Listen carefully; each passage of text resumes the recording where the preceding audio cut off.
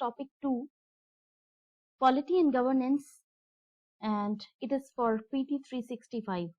अब बात करते हैं, बिकॉज ये टॉपिक सेकंड है. फर्स्ट टॉपिक मैं ऑलरेडी अपलोड कर चुकी हूँ, जिसमें मैंने 3 वीडियोस अलग अलग की हैं और एक कॉम्बाइन वीडियो अपलोड की है जो कि 1 आवर एंड 25 मिनट्स की है, क्योंकि काफी इंपॉर्टेंट टॉपिक्स थी. तो अब बात करते हैं हम functioning of parliament, state legislature and local government. काफी ज्यादा इंपॉर्टेंट टॉपिक है ये, बिकॉज लोकल गवर्नमेंट से या फिर पार्लियामेंट वगैरह से क्वेश्चंस आते हैं. जो भी उससे रिलेटेड आर्टिकल्स हैं, चाहे आर्टिकल 52, 53, 4 और उसके अलावा जो भी न्यूज में है. तो अगर हम बात कर रहे हैं recently why it was in news, election of president, because हमारे न्यू प्रेसिडेंट इलेक्ट हुए हैं and Mrs Draupadi Murmu, she is her president and 15वीं प्रेसिडेंट है वो. अब बात करते हैं कि प्रेसिडेंट इलेक्शन होता कैसे है. तो ये जो चीजें हैं काफी इम्पोर्टेंट हैं उसके लिए, इस एग्जाम के लिए, बिकॉज अगर कुछ भी ऐसी न्यू एक्टिविटी होती है जो कि न्यूज में रहती है तो वो हमारे एग्जाम के पर्सपेक्टिव से इम्पोर्टेंट हो जाती है.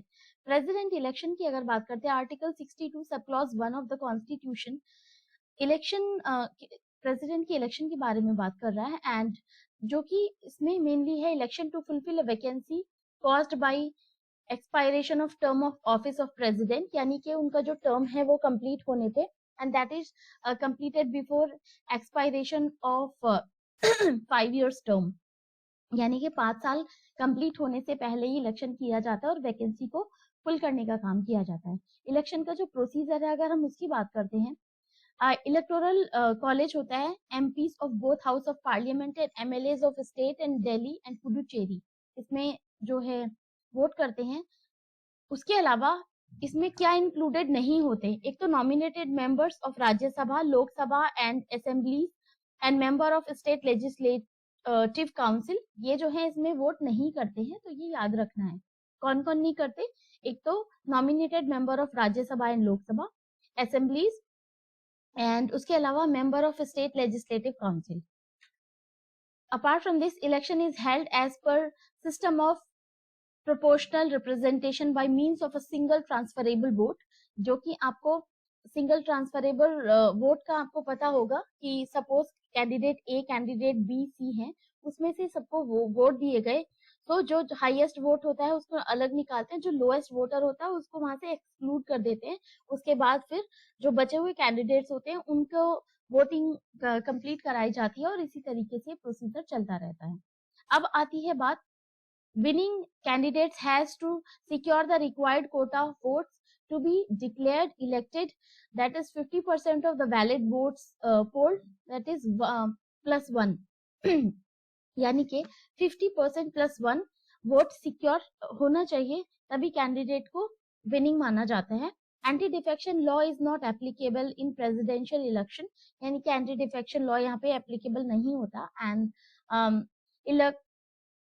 Electors are not found to be vote along party lines, यानी कि पार्टी लाइन्स पे ऐसा कुछ वोट करने का जो है प्रोसेस नहीं होता है. Under article 324 of the constitution, election commission जो है अथॉरिटी होती है इलेक्शन कमीशन को कि वो प्रेसिडेंट का इलेक्शन कंडक्ट कराता है.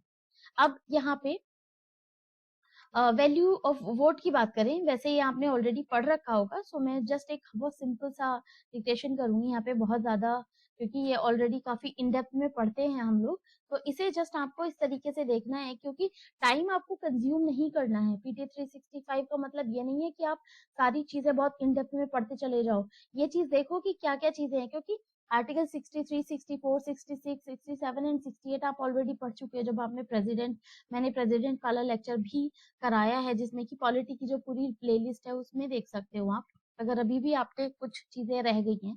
तो इन प्रेसिडेंशियल इलेक्शन, इसमें बात करें, it is based on the number of election elected members in legislative assembly, जितने भी इलेक्टेड मेंबर्स हैं.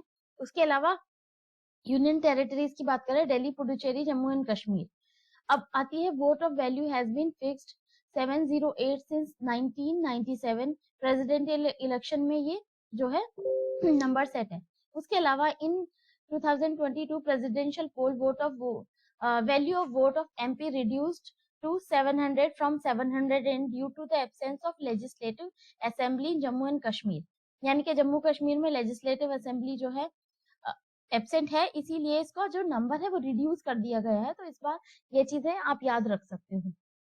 उसके अलावा अब कुछ इंपॉर्टेंट पॉइंट्स है। नीचे वाला पॉइंट डिस्कस करने से पहले हम बात करते हैं जो यहाँ पे कॉन्स्टिट्यूशनल प्रोविजन की बात करते हैं। Constitutional provision related to election of president of India.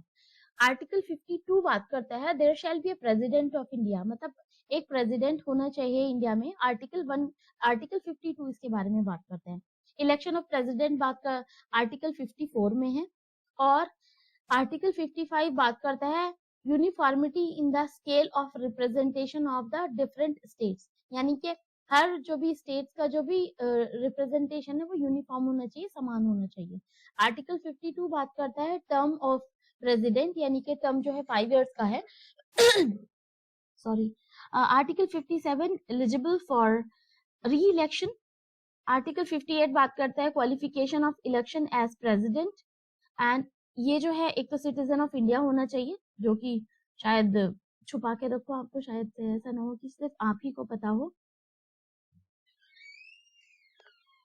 Article 58 में जो भी क्वालिफिकेशंस है, qualification for election as a member of the house of the people, यानी कि जो है ये हाउस ऑफ द पीपल या फिर लोकसभा का जो मेंबर है या उसकी जो पात्रता है या क्वालिफिकेशन है उसको कंप्लीट करना चाहिए वो कैंडिडेट जो भी इलेक्शन लड़ेंगे प्रेसिडेंट का। आर्टिकल 62 बात करता है election to fulfil a vacancy caused by the expiration to the term of office of president, यानी कि प्रेसिडेंट का जो भी वैकेंसी ऑफिस की उसको फुलफिल करने के लिए आर्टिकल 62 बात करता है।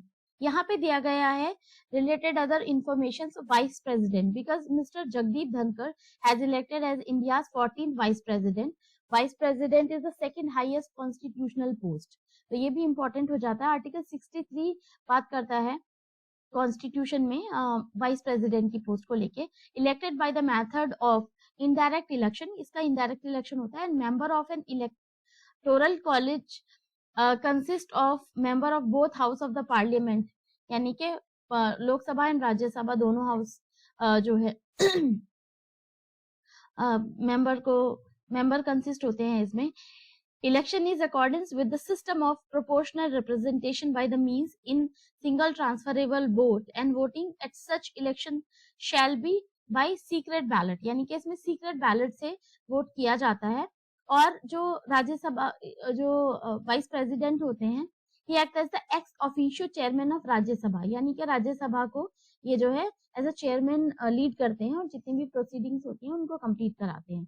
अब बात आती है chairman of Rajya Sabha is empowered under rule of procedure and conduct of business to direct any member whose conduct is in his opinion grossly disorderly to withdraw immediately from the house, यानी कि अगर कोई भी बदतमीजी कर रहा है, ठीक है, तो ये जो है राज्यसभा के चेयरमैन के हाथ में ये बात होती है कि अगर उसको डिस्क्वालीफाई किया जा सकता है। अपार्ट फ्रॉम दिस आर्टिकल 63 बात करता है वाइस प्रेसिडेंट ऑफ इंडिया, यानी कि there shall be a vice president of India. 64 बात करता है ex officio chairman of the state council, यानी कि राज्यसभा।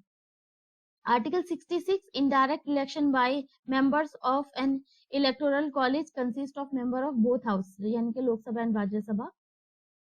उसके अलावा आर्टिकल 67 बात करता है vice president shall hold office of term of 5 years, यानी कि यहाँ पे भी 5 साल का ही टेन्योर है इनका। और 68 बात करता है election to fulfil a vacancy, यानी कि जो भी वैकेंसी खाली होने से पहले उसको भरा जाएगा।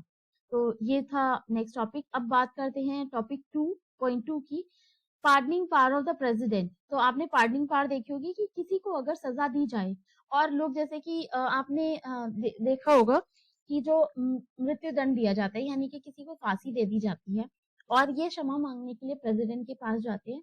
तो ये कंपैरिजन दिया गया प्रेसिडेंट और गवर्नर के पास क्या क्या पावर होती है पार्डनिंग पावर में, क्योंकि यहाँ पे प्रेसिडेंट की जो पावर होती है पार्डनिंग पावर वो गवर्नर से ज्यादा पावरफुल होती है।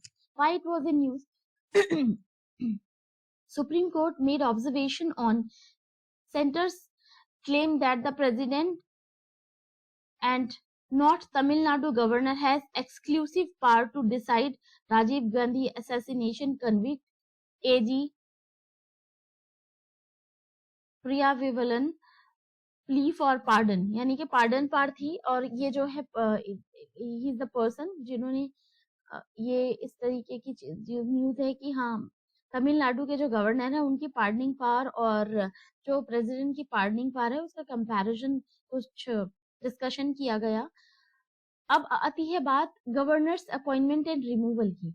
Article 155 and 56, governor is appointed by the president and hold office during pleasure of the president, यानी कि जब तक चाहते हैं प्रेसिडेंट तब तक गवर्नर की पोस्ट सुरक्षित रहेगी। If president do not like the work and the persons activities, तो फिर वो गवर्नर के जो डेजिग्नेशन से किसी भी उनको जो डेजिग्नेट है उस पद पे उनको हटा सकते हैं। If displeasure is withdrawn before completion of 5 years, या फिर उस जो टर्म होता है 5 साल का उससे कम में होता है, governor has to step down, यानी कि गवर्नर को पीछे हटना होगा। And there are no provision laid down in constitution for the manner in which governor and state must engage publicly when there is a difference of opinion, यानी कि suppose करो कि जैसे आपने देखा होगा किरण बेदी वाला केस था कि उनको इमीडिएटली हटा दिया गया था, बट यह है कि अगर आपको डिस्प्यूट भी है या फिर आपके मन में ग्रज भी है तब भी आप इस चीज को लेके जो है बहुत ज्यादा इशू क्रिएट नहीं कर सकते हो। Comparison between pardoning power of president and governor. अब बात आती है यहाँ पे आर्टिकल 72 एम्पावर्स द प्रेसिडेंट, यानी कि